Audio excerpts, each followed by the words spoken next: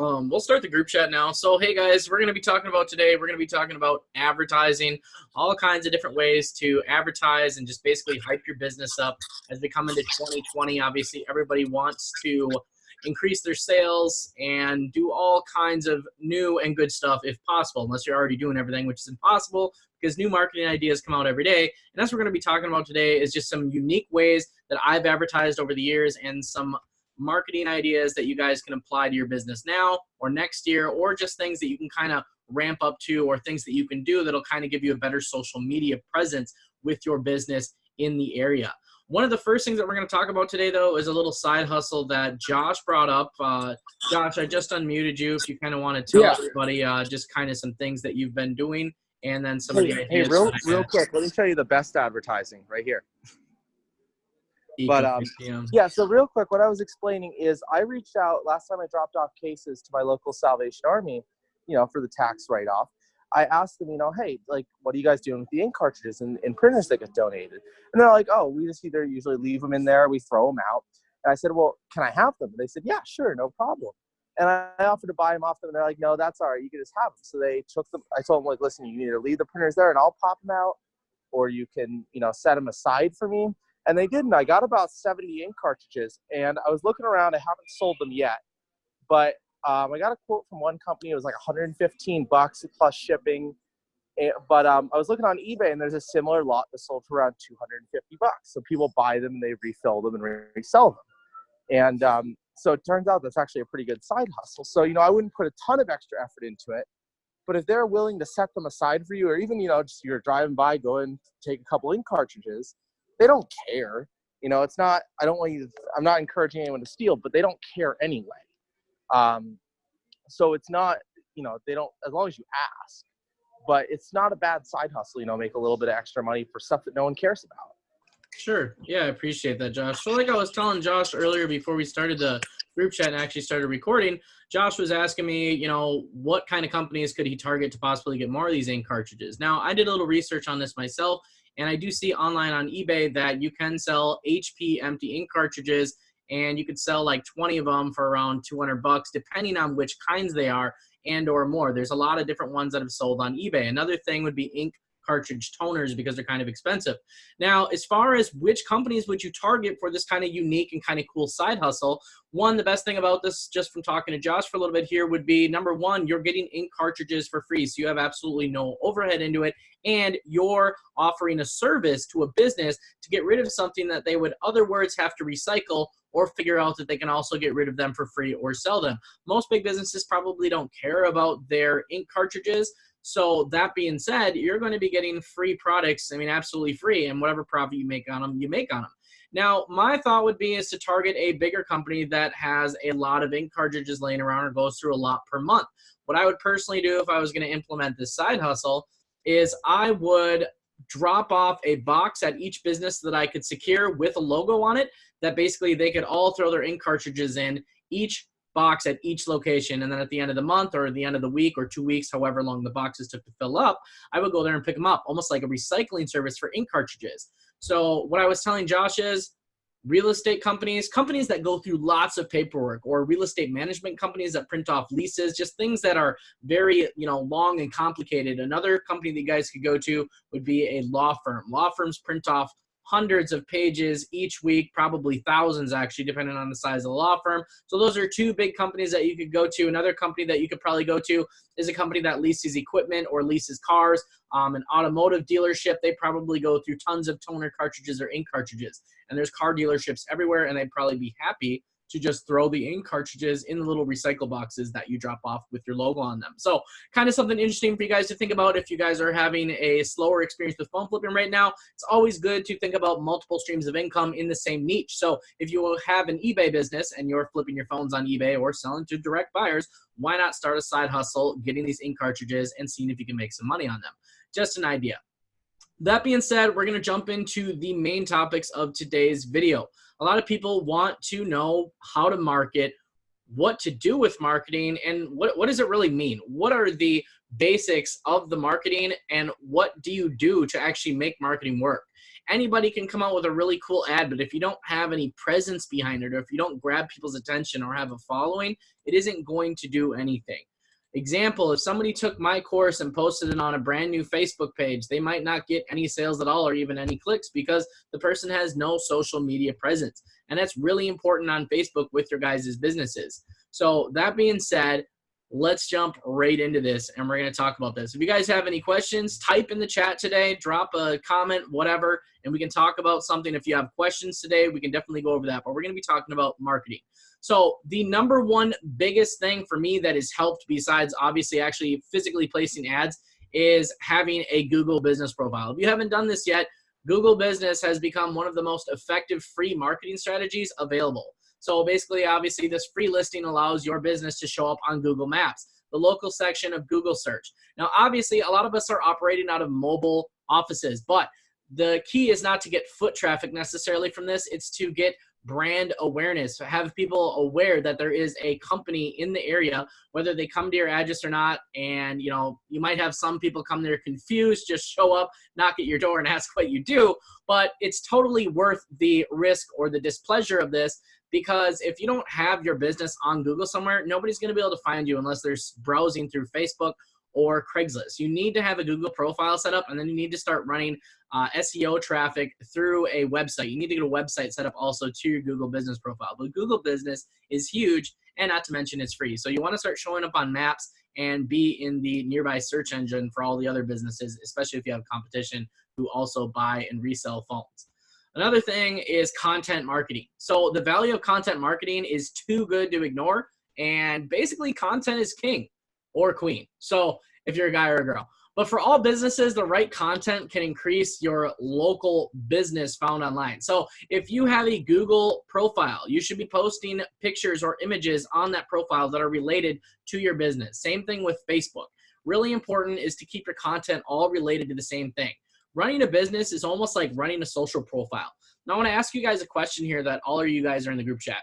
Do you guys remember high school or college? Do you remember how there was the cheerleader group, there was the not so popular group, there was the jock group, there was the kids that just hung out with everybody because they were really cool and didn't really care about clicks group, there was the emo scene, you know, I want to have my hair black group and listen to rock music. Do you guys ever remember that? Does anybody remember that? If you do, type it in chat.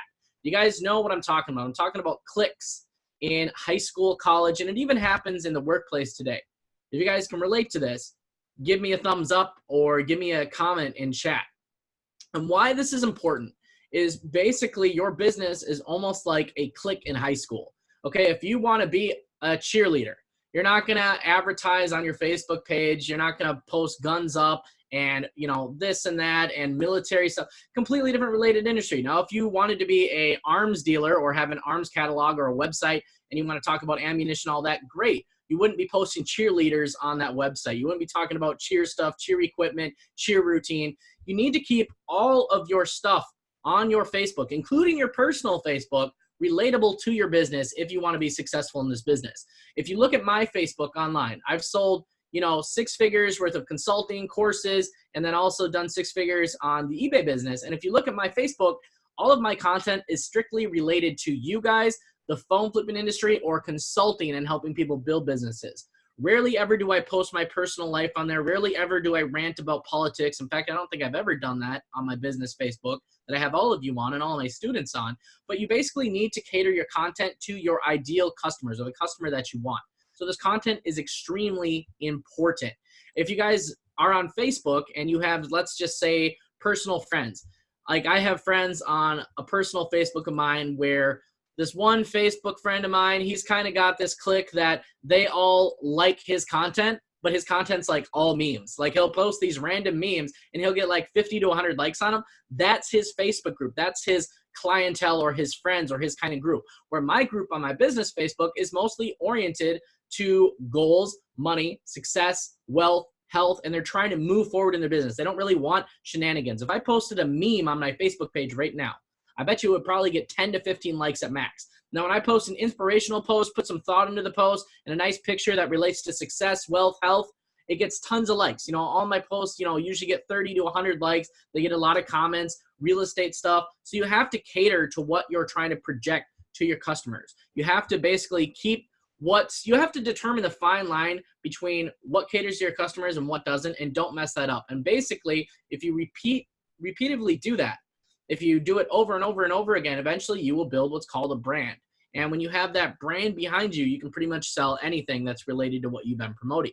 The third thing that I want to talk about today is video marketing. Okay, so I know getting behind the camera is not everybody's thing. Some people want to hide behind camera. Some people want to talk too much on camera.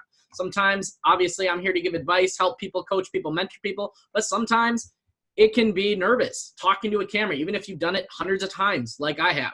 Okay, but videos are a popular free marketing tactic for small businesses. So while it can cost you a lot to get a professional video shot and upload it to YouTube and have it all designed or, edited, you don't have to hire a professional. Video marketing is pretty easy. You can do it yourself on social media like Instagram, Facebook, YouTube, TikTok, Snapchat. But basically, videos can help you strike that personal connection with your customer audience. Go behind the scenes and get creative with the free video marketing tactic. If you combine images and videos and put in a good effort, and if you're not that good at free talking like I am, prepare a script to follow, but remember, a little humor never hurts. So don't exactly read what you've got written down. Even in my videos that I've done, even if I'm reading off something that I'm including like a document with the training, I never ever just simply read off of I'm just going to read off of a piece of paper and it's going to be really boring. I always kind of jazz it up as I'm reading it along. Now, it takes a little bit of time to be able to do this, but I promise you it's important. Now, when it comes to video marketing and phone flipping, if you had a phone flipping page, one of the best things that you could do is you could film a video with a cracked screen. In fact, you could even make a funny video, okay? Let's all talk about this for a second. I want to ask you guys, I'm going to go around to each one of you, and you can type it in the chat if you don't have a microphone or you don't want to talk. But I want to ask you, when you think of a cracked phone, okay, what is the most, just off the top of your head, what's the most common way phones get cracked or water damaged or they get broken? What's the most common way? Josh, I'm going to start with you first.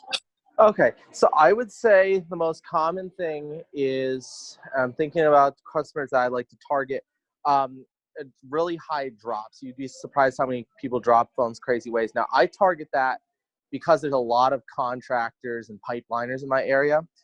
And another thing that I wanted to touch on, I'm glad you brought this a little bit off topic, but TikTok is huge right now. If you guys aren't advertising on TikTok, give it a try. Because they do have a local section where it brings up people, it shows you other people locally who posted things. So I think that's interesting to touch on. But yeah.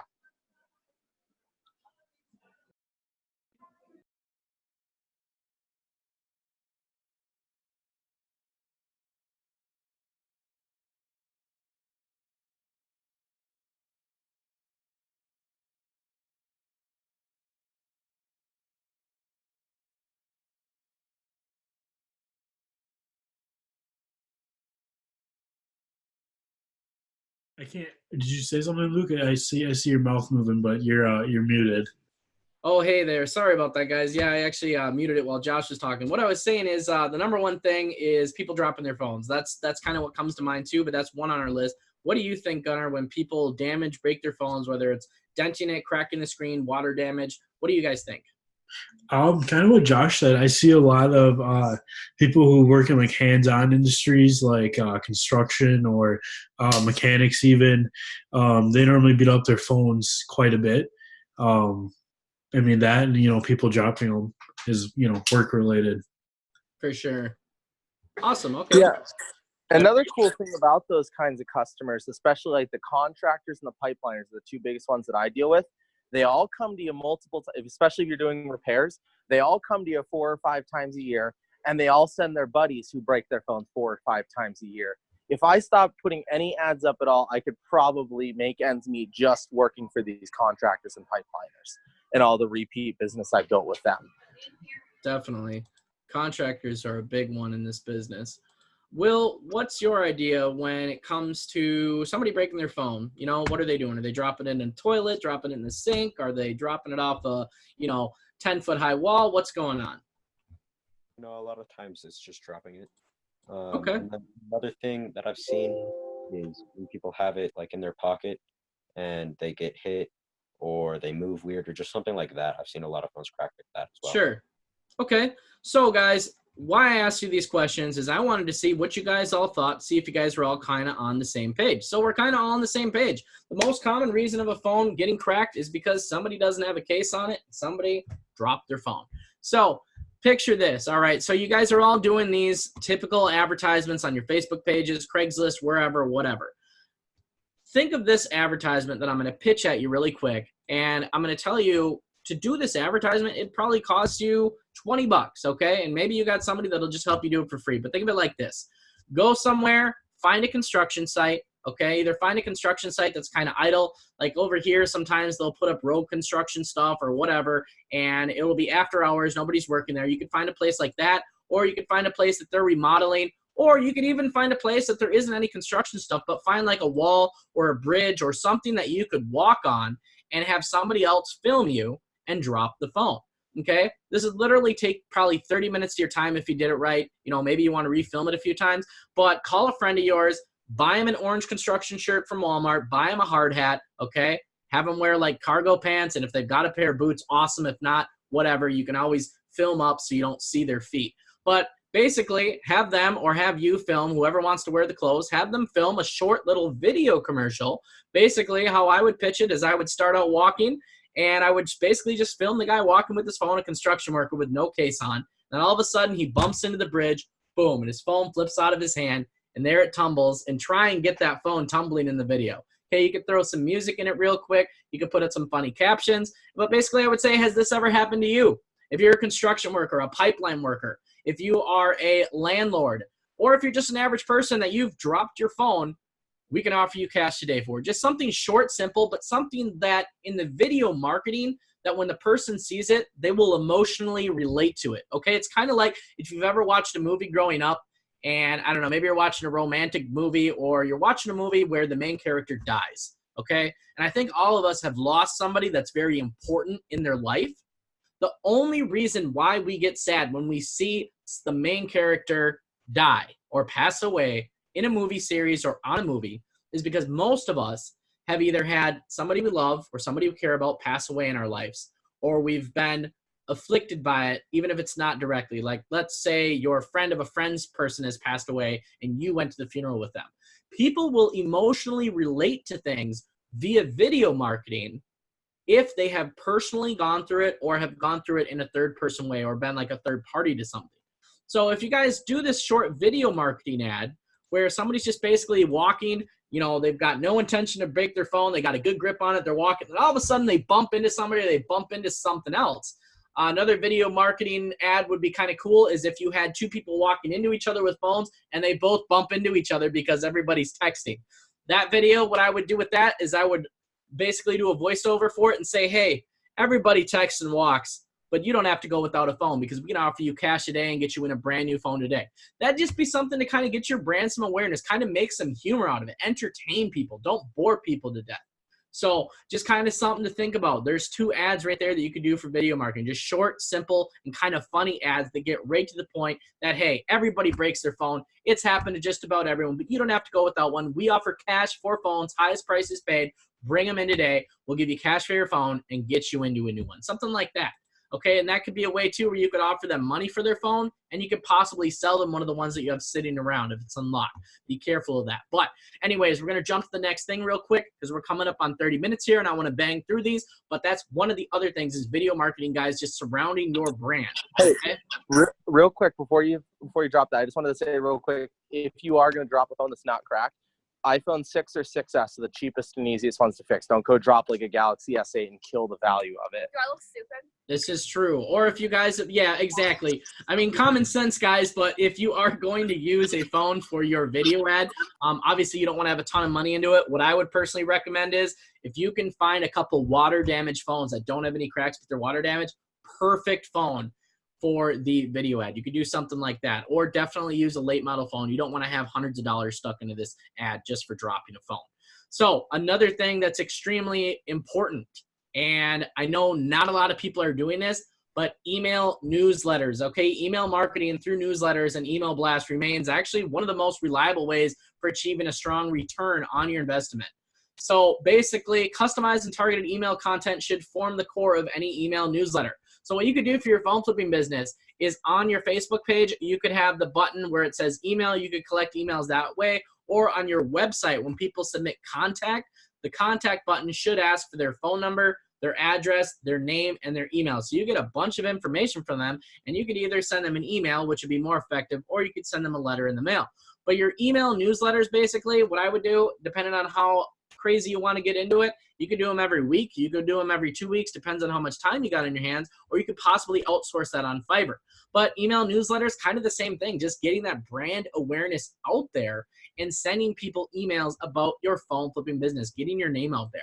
You see, people are so quick to go and support a large business brand like Ferrari, Corvette, the Kardashians, makeup brand, all that kind of stuff, just random stuff, celebrities, people that they see, they're so quick to jump on that stuff. But you'll notice your friends and family, when you tell them, oh, I started my own business, your post gets like 5 likes, or they're like, oh, I don't really understand your business. But when it's somebody big that has that brand awareness, that has that society and social awareness, people jump on it instantly. So brand awareness is huge, okay?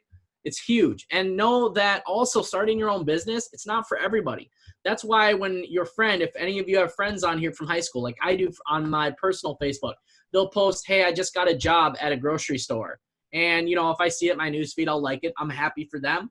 But it'll get like 50 or 70 likes because the normal people out there, they all have jobs. A lot of people have jobs. So you starting your own business, you're not going to get a ton of support always from everybody. Sometimes you will if you've got a lot of entrepreneurs on your Facebook, but it doesn't always happen. So having this brand awareness and kind of throwing it in people's face, not too much, but almost throwing it in their face, basically letting them know, hey, I'm in business, this is what we do, and doing a good job of it and entertaining them, that's what you've got to do to get this brand awareness. Now, another thing, and this is kind of common sense, is cross-promoting on social media. So I've seen that some of you only promote on Facebook. You need to have Facebook and Instagram. And then as far as some of the smaller platforms, not necessarily smaller, but they're just less common, you can do Snapchat and TikTok, okay? Those are other 2 things that you could do. Another thing is to get a LinkedIn. LinkedIn isn't a bad thing either, but you want to kind of have these 5 core platforms that you advertise on. Now, there's more advertising platforms on there than just Facebook and Instagram, LinkedIn, TikTok, Snapchat, but those are 5, okay? So you want to pick like a core 5 of advertising platforms to cross-advertise. Even if you're copying and pasting the same content that you post on Facebook, like maybe you post on Facebook advertising for phones to buy them, etc., and then you also post that same thing on your Instagram. You might hit a little different crowd than what you're hitting on Facebook versus Instagram. So you want to have 5 core social media platforms that you advertise on. Mine personally is Facebook, Instagram. In Instagram, I don't really brag about phones. I don't really talk about phones, but I talk about the lifestyle that it's given me, and I promote consulting via Instagram. So Facebook, Instagram for me, and then Craigslist, Facebook groups, okay? Even though it's kind of tied with Facebook, Facebook groups are big for me. And then the other thing is all the little apps like Let Go, 5 Mile, all those. So those are kind of my main things. I don't really do a whole lot of advertising on Snapchat or TikTok, but those are just one of my main things. Another thing that I've kind of tried here and there is Tinder. Tinder's kind of interesting because you do get a lot of people messaging you. Sometimes they don't know exactly what you're on there for, but hey, a lead's a lead. And if you get a lead and you can turn it into a sale, it's well worth it.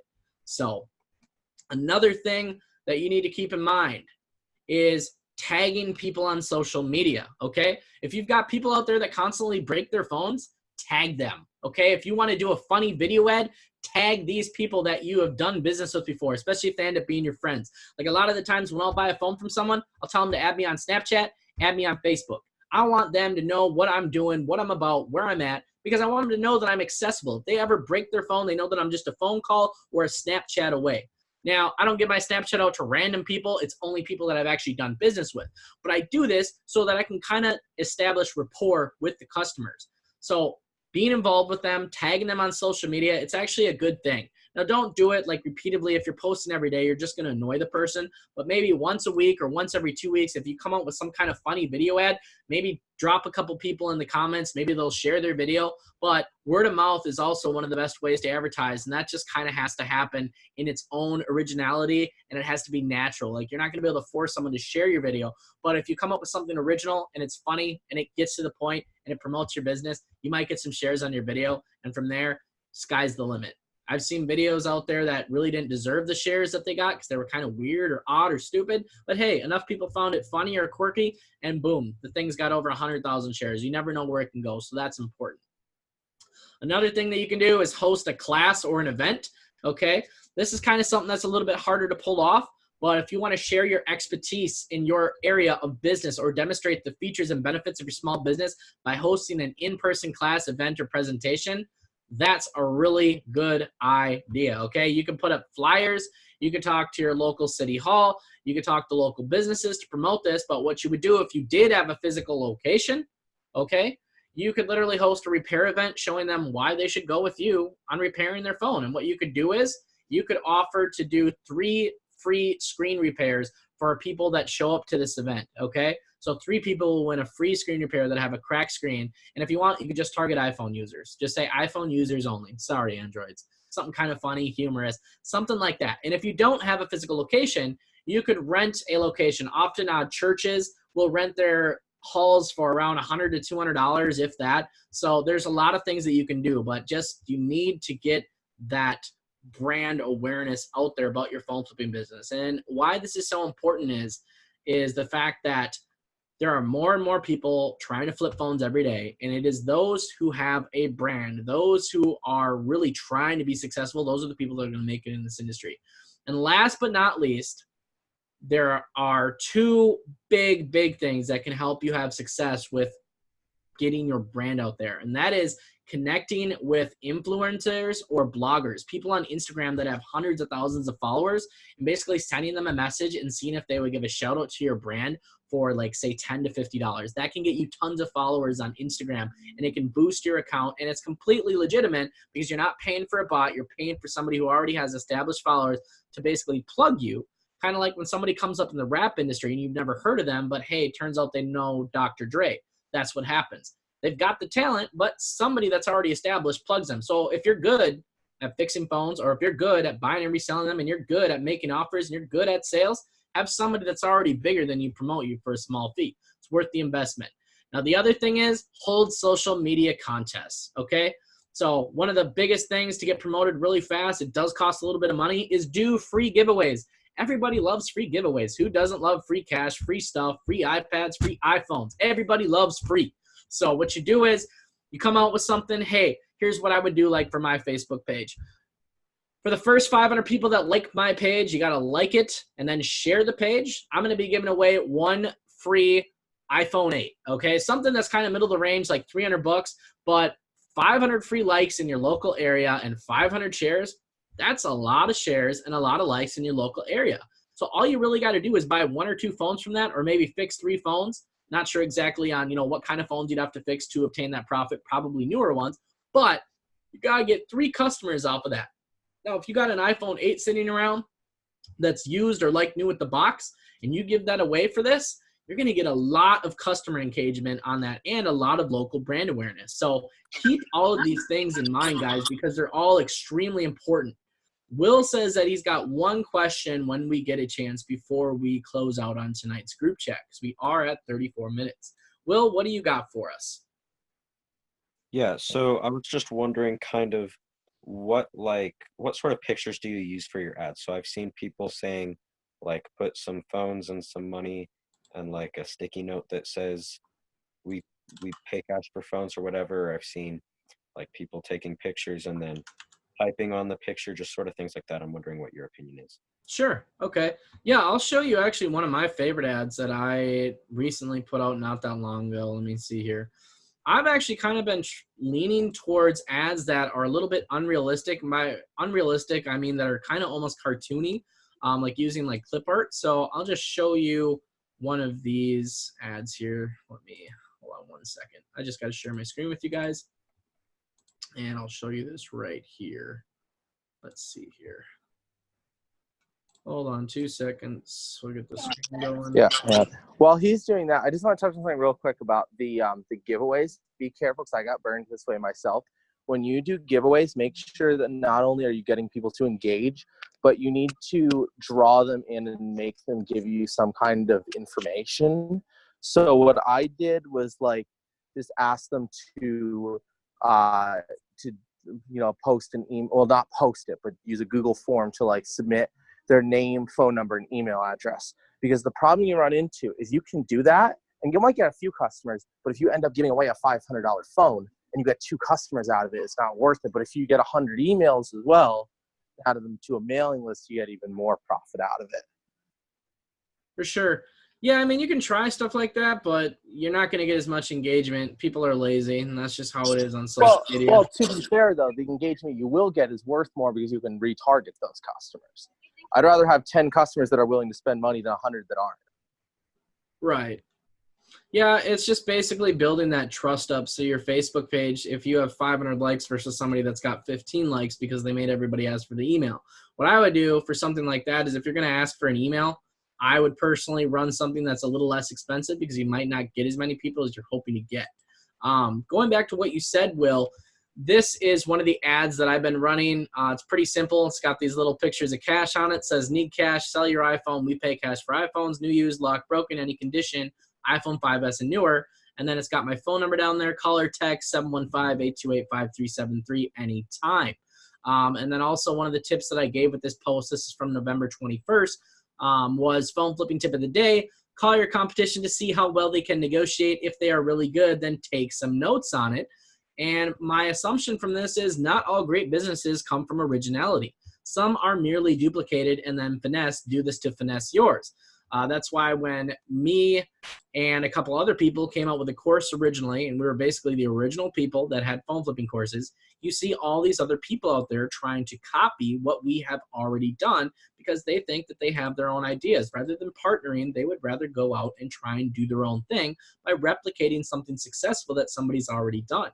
So sometimes, Will, one of the best things to do if you're kind of struggling for ad pictures or just what to do on this is to simply go out and see what your competition is doing on Craigslist. Have you ever tried that before? A little bit. I think that if you're kind of struggling for new ad pictures, one of the best things you can do is check out your competition. You can click in Minnesota, you can click in Texas, you can click in California, click into some of the bigger states where there's lots of competition and see what kind of phone flipping ads are up and out there and sticking so they're not getting banned. Okay. Yeah, that makes sense. Yeah. Any other questions on that kind of stuff? No, that's about it. Awesome. Glad I could help you out. All right, guys. Well, we are coming up on 38 minutes here, so we're probably going to conclude tonight's group chat. I hope this kind of helps some of you, and I hope it kind of inspires some of you to get out there and really work that social media advertising and just advertising in general. And I hope it gives you some ideas on the video advertising.